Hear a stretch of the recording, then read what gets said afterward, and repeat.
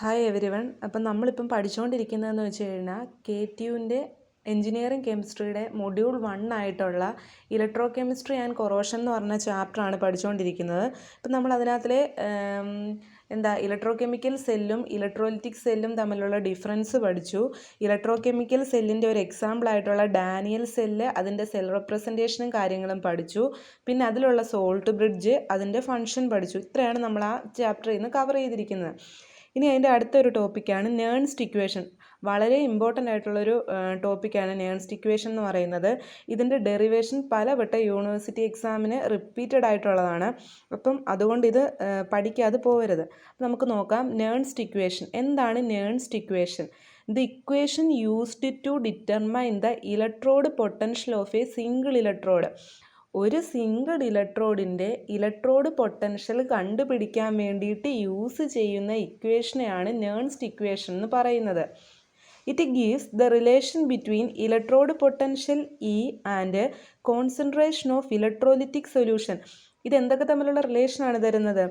Electrode potential ഇയും electrolytic സൊല്യൂഷൻ്റെ കോൺസെൻട്രേഷനും തമ്മിലുള്ള റിലേഷനാണ് Nernst equation തരുന്നത്. അപ്പോൾ നിങ്ങൾക്ക് ഇതിൻ്റെ ഡെറിവേഷൻ അല്ലാതെ വേണമെങ്കിൽ 3 മാർക്കിന് ചോദിക്കാം എ പാർട്ടിൽ. എന്താണ് നേൺസ്റ്റ് ഇക്വേഷൻ, അല്ലെങ്കിൽ എന്ത് കണ്ടുപിടിക്കാനാണ് നേൺസ്റ്റ് ഇക്വേഷൻ യൂസ് ചെയ്യുന്നത്, അത് എന്തൊക്കെ തമ്മിലുള്ള റിലേഷനാണ് തരുന്നത്. അപ്പോൾ എന്താണ് നേൺസ്റ്റ് ഇക്വേഷൻ എന്ന് പറയുന്നത്? ഒരു സിംഗിൾ ഇലക്ട്രോഡിൻ്റെ ഇലക്ട്രോഡ് പൊട്ടൻഷ്യൽ കണ്ടുപിടിക്കാൻ വേണ്ടിയിട്ട് നമ്മൾ യൂസ് ചെയ്യുന്ന ഇക്വേഷനാണ് നേൺസ്റ്റ് ഇക്വേഷൻ. അതുപോലെ തന്നെ ഇലക്ട്രോഡ് പൊട്ടൻഷ്യലും ഒരു ഇലക്ട്രോലിറ്റിക് സൊല്യൂഷൻ്റെ കോൺസെൻട്രേഷനും തമ്മിലുള്ള റിലേഷനാണ് നമുക്ക് ഈ നേൺസ്റ്റ് ഇക്വേഷൻ തരുന്നത്. ഇനി അടുത്തതെന്ന് വെച്ചാൽ നമുക്ക് അതിൻ്റെ ഡെറിവേഷൻ നോക്കാം. Consider the reaction Mn plus n electron gives M. ഇതിൻ്റെ അർത്ഥം എന്തുവാ? Mn പ്ലസ് എന്ന് വെച്ചാൽ എന്തുവാ? മെറ്റലിൻ്റെ അയോൺസ് ആണ്. മെറ്റലിൻ്റെ അയോൺസ് n നമ്പർ ഓഫ് ഇലക്ട്രോണിനെ അക്സെപ്റ്റ് ചെയ്തിട്ട് മെറ്റൽ ആറ്റമായിട്ട് മാറുന്നു. ഇതൊരു റിവേഴ്സിബിൾ റിയാക്ഷനാണ്. അതാണ് ഈ പറയുന്നത്. Mn plus n electron gives M എന്ന് വെച്ച് കഴിഞ്ഞാൽ മെറ്റലിൻ്റെ അയോൺസ് n ഇലക്ട്രോണിനെ അക്സെപ്റ്റ് ചെയ്ത് മെറ്റലായിട്ട് അവിടെ നിലനിൽക്കുന്നു. According to van't Hoff's isotherm. ഇത് നിങ്ങൾ പഠിക്കേണ്ട ആവശ്യമില്ല. നമുക്ക് ഈ ഒരു വാൻ ഹോഫ് ഐസോതേമിൽ നിന്നാണ് നമ്മൾ നമ്മുടെ ഇക്വേഷൻ ഡിറൈവ് ചെയ്തിരിക്കുന്നത്. അപ്പോൾ ഈ ഇക്വേഷൻ എന്തുവാന്ന് മാത്രം അറിഞ്ഞു വെച്ചിരുന്നാൽ മതി. അതിനകത്തുള്ള ടേംസും എന്തുവാന്ന്. Delta G is equal to delta G0 plus RT/ln capital Q. ഇതിനകത്തുള്ള ഡെൽറ്റ ജി എന്ന് പറയുന്നത് ഫ്രീ എനർജി ചേഞ്ച് ആണ്. ഡെൽറ്റ G0 എന്ന് പറയുന്നത് സ്റ്റാൻഡേർഡ് ഫ്രീ എനർജി ചേഞ്ച് ആണ്. R എന്ന് പറയുന്നത് നമുക്കറിയാം യൂണിവേഴ്സൽ ഗ്യാസ് കോൺസ്റ്റൻ്റ് ആണ്. T എന്ന് പറയുന്നത് ടെമ്പറേച്ചർ ആണ്. ഇവിടുത്തെ ഈ ക്യാപിറ്റൽ Q ആണ് റിയാക്ഷൻ കോഷ്യൻ്റ്. അതിന് ഇക്വേഷൻ ഉണ്ട്. Reaction quotient is equal to product divided by reactant. Product divided by reactant. അപ്പം നമ്മൾ നോക്കിക്കേ, ഈ വാൻ ഹോഫ്സ് ഐസോതേം ഇക്വേഷൻ എടുത്തെഴുതി. Delta G is equal to delta G0 plus RT/ln concentration of metal divided by concentration of metal ions. Equation number 1. അപ്പം നിങ്ങൾക്കൊരു doubt വരാം, ഇവിടെ Q ആയിരുന്നല്ലോ, ആ Qന് എങ്ങനെ ഇങ്ങനായി മാറി? നമ്മൾ പറഞ്ഞല്ലോ റിയാക്ഷൻ കോഷ്യൻറ്റിൻ്റെ ഇക്വേഷനാണ് പ്രൊഡക്റ്റ് ഡിവൈഡഡ് ബൈ റിയാക്റ്റൻ്റ് എന്ന് പറയുന്നത്. ഇവിടെ നമുക്ക് മെറ്റൽ അയോൺസ് n ഇലക്ട്രോണിനെ സ്വീകരിച്ചപ്പം കിട്ടിയ പ്രൊഡക്റ്റ് എന്തുവാണ്? മെറ്റൽ. അപ്പം ഈ Qൻ്റെ ഇക്വേഷനിലെ പ്രൊഡക്റ്റിൻ്റെ സ്ഥാനത്ത് എന്താ? മെറ്റൽ വരും. അവിടുത്തെ റിയാക്റ്റൻ്റ് എന്തുവാ? ഈ മെറ്റൽ അയോൺസ് n ഇലക്ട്രോണുമായിട്ട് റിയാക്ട് ചെയ്തതിന് ശേഷമല്ലേ നമുക്ക് മെറ്റൽ കിട്ടിയത്. അതുകൊണ്ടാണ് ഇവിടുത്തെ റിയാക്റ്റൻ്റ് മെറ്റൽ അയോൺസ് വന്നത്. അപ്പം മനസ്സിലായി എങ്ങനെ ഇക്വേഷൻ നമ്പർ 1 എന്ന് പറഞ്ഞത്. ഇനി അടുത്തത് free energy change and EMF is related. നിങ്ങൾ 12th പഠിച്ച ഇക്വേഷനാണ് ഫ്രീ എനർജി ചേഞ്ചും EMFും തമ്മിലുള്ള റിലേഷൻ. ഫ്രീ എനർജി ചേഞ്ചും EMFും തമ്മിലുള്ള റിലേഷൻ എന്ന് വെച്ച് കഴിഞ്ഞാൽ delta G is equal to -NFE. അതെന്തുവാന്ന് നോക്കാം. ഡെൽറ്റ ജി നമുക്ക് എന്തുവാ? നമ്മൾ പഠിച്ചല്ലേ ഫ്രീ എനർജി ചേഞ്ച്. N എന്ന് പറയുന്നത് നമ്പർ ഓഫ് ഇലക്ട്രോൺസ്, F എന്ന് പറയുന്നത് ഫാരഡേസ് കോൺസ്റ്റൻറ്റ്, E എന്ന് പറയുന്നത് ഇലക്ട്രോഡ് പൊട്ടൻഷ്യൽ. അപ്പോൾ നമുക്ക് ഇത്ര അറിയാം. അപ്പോൾ നമുക്ക് ഡെൽറ്റ ജി -NFE ആണെന്ന് അറിയാമെങ്കിൽ ഡെൽറ്റ G0, അതായത് സ്റ്റാൻഡേർഡ് ഫ്രീ എനർജി ചേഞ്ച് എഴുതാമല്ലോ. എൻ എന്ന് പറയുന്ന നമ്പർ ഓഫ് ഇലക്ട്രോണും എഫ് എന്ന് പറയുന്ന ഫാരഡേ കോൺസ്റ്റൻറ്റും ചേഞ്ച് ചെയ്യില്ല. പിന്നെ ഇവിടെ ചേഞ്ച് ചെയ്യുന്നത് എന്താണ്? ഈ മാറി E0 ആകും. ഇവിടെ ഈ എന്തുമായിരുന്നു? ഇലക്ട്രോഡ് പൊട്ടൻഷ്യൽ അല്ലേ? അപ്പം ഇവിടെ E0 എന്ന് പറയുന്നത് എന്തായിരിക്കും? ഇവിടെ E0 എന്ന് പറയുന്നത് എന്തായിരിക്കും? സ്റ്റാൻഡേർഡ് ഇലക്ട്രോഡ് പൊട്ടൻഷ്യൽ ആയിരിക്കും. മനസ്സിലായോ? ഒന്നുമില്ല, ഇത്രയേ ഉള്ളൂ. ഒരു റിയാക്ഷൻ കൺസിഡർ ചെയ്യണം. Mn++ n electron gives M. എന്താ? മെറ്റലിൻ്റെ അയോൺസ് ആണ് Mn+ എന്ന് പറയുന്നത്. അത് n ഇലക്ട്രോണിനെ സ്വീകരിച്ച് മെറ്റലായിട്ട് മാറുന്നുണ്ട്. പിന്നെ വാൻ ഹോഫ് ഐസോതേം എന്ന് പറയുന്ന ഇക്വേഷനെ അക്കോർഡിംഗ് ആയിട്ട് ΔG = ΔG0 + RT ln Q, ഇതാണ് ആ ഇക്വേഷൻ. അതിനെ വെച്ചിട്ടാണ് നമ്മൾ ബാക്കി നമുക്ക് വേണ്ട ഡെറിവേഷനിലോട്ട് എത്തുന്നത്.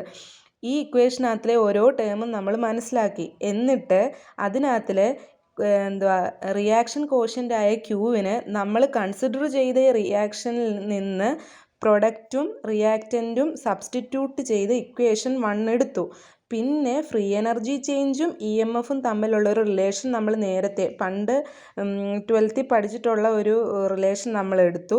അതിൽ നിന്ന് ഇത് ഫ്രീ എനർജി ചേഞ്ചും EMFും തമ്മിലുള്ളതാണെങ്കിൽ നമ്മൾ അതിൽ നിന്ന് സ്റ്റാൻഡേർഡ് ഫ്രീ എനർജി ചേഞ്ചും EMFും തമ്മിലുള്ള ഒരു സ്റ്റാൻഡേർഡ് ഇലക്ട്രോഡ് പൊട്ടൻഷ്യലും തമ്മിലുള്ള ഒരു റിലേഷൻ നമ്മൾ എഴുതി.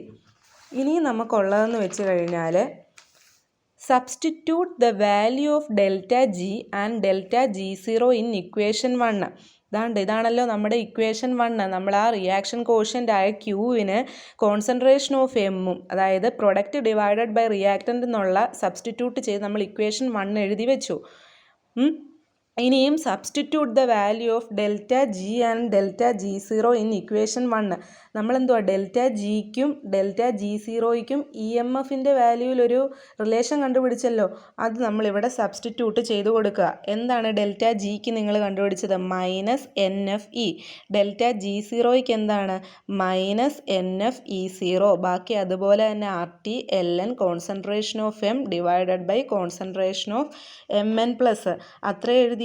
ഇനി നമ്മൾ ചെയ്യേണ്ടതെന്ന് വെച്ച് കഴിഞ്ഞാൽ dividing the entire equation with -NF. -NF എന്ന് പറയുന്ന ഒരു ടേം കൊണ്ട് ഈ എൻ്റയർ ഇക്വേഷനെ നമ്മൾ ഡിവൈഡ് ചെയ്യണം. നോക്കിക്കേ, -NFE അവിടെ ഉണ്ട്. Divided by -NF equal to -NFE0 divided by -NF plus RT divided by -NF ln concentration of M divided by concentration of Mn+. ഇത്രയായേ. ഇനി നമുക്ക് ക്യാൻസൽ ചെയ്യാമല്ലോ. -NFും -NFും ക്യാൻസലായി, -NFും -NFും ക്യാൻസലായി. പിന്നെ ബാക്കി ഇവിടെ എന്താ ഉള്ളത്? E is equal to E0. മനസ്സിലായോ? Is equal to E0. കാര്യം ഇവിടുത്തെ NFും പോയി, ഇവിടുത്തെ NFും പോയി. അപ്പോൾ അല്ലേ ഉള്ളൂ ഇവിടെ E0 അല്ലേ ഉള്ളൂ. ബാക്കി ടേം അതുപോലെ എഴുതി. ഇനിയും നമ്മൾ ഈ ln മാറ്റാൻ വേണ്ടിയിട്ട്, lnനെ കൺവേർട്ട് ചെയ്ത് ലോഗ് ആക്കാൻ വേണ്ടിയിട്ട് -2.303, അതായത് 2.303 കൊണ്ട് മൾട്ടിപ്ലൈ ചെയ്യണം. അതായത് ഈസ് ഈക്വൽ ടു E0. ഒരു ചേഞ്ചും വരുത്തുന്നില്ല. lnനെ ലോഗ് ആക്കാൻ വേണ്ടിയിട്ട് ഒരു 2.303 കൊണ്ട് മൾട്ടിപ്ലൈ ചെയ്യുന്നത് മാത്രമേ ചെയ്യുന്നുള്ളൂ. Is equal to E0 minus എന്താ, ഇവിടെ ഒരു ഈ വാല്യൂവിൻ്റെ കൂട്ടത്തിൽ ഒരു 2.303 മൾട്ടിപ്ലൈ ചെയ്യുന്നു.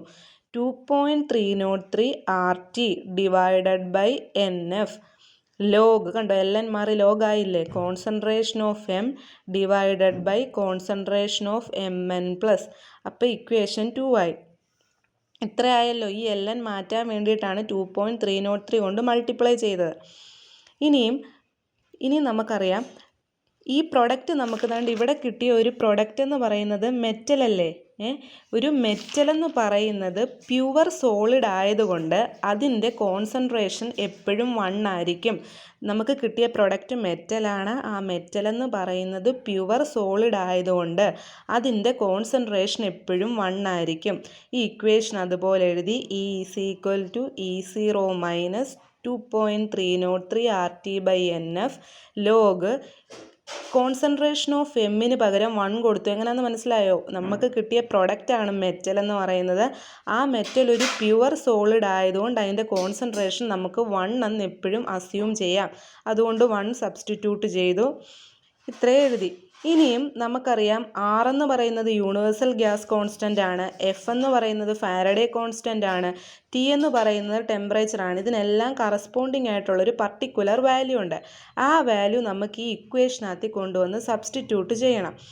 ആ വാല്യൂ എന്തുവാ? ആറിൻ്റെ വാല്യൂ 8.314, ടെമ്പറേച്ചർ 298, എഫ് എന്ന് പറയുന്നത് 96,500. ഇത്രയും വാല്യൂ സബ്സ്റ്റിറ്റ്യൂട്ട് ചെയ്യുമ്പോൾ നമുക്ക് കിട്ടുന്ന ഇക്വേഷനാണിത്. E is equal to E0 minus 0.0591 divided by n log 1 divided by concentration of Mn plus. അപ്പോൾ ഇതാണ് നമ്മുടെ നേൺസ്റ്റ് ഇക്വേഷൻ എന്ന് പറയുന്നത്.